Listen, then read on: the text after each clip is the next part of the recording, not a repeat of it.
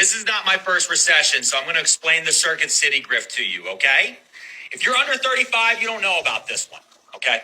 There was a store, a national chain back in the day called Circuit City.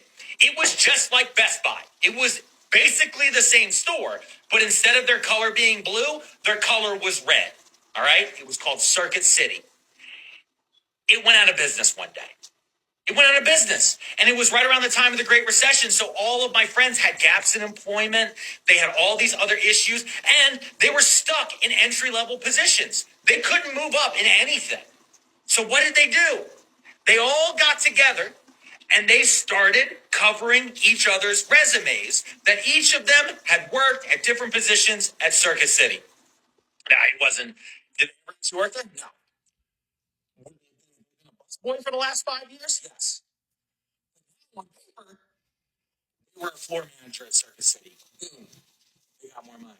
Oh, actually, I was the director of procurement for Circuit City. Boom. Nobody could prove otherwise. There was no HR department to call. There was nothing you could verify this information against. Nothing.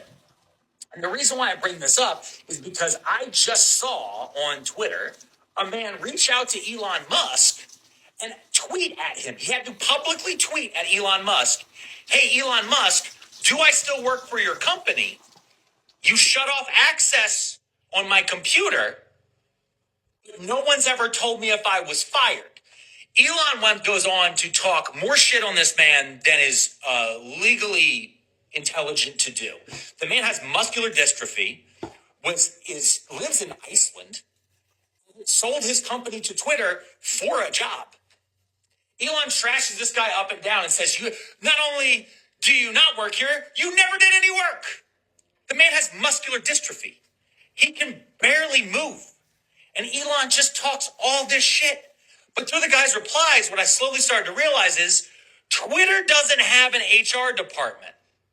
This is a living company currently that is floating around, run by the richest man in the world, that does not have a functional HR department.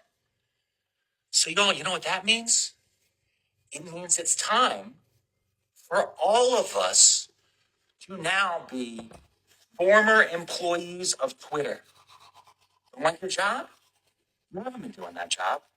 You worked for Twitter for 4 years. You were the director of ad sales. I don't give a shit.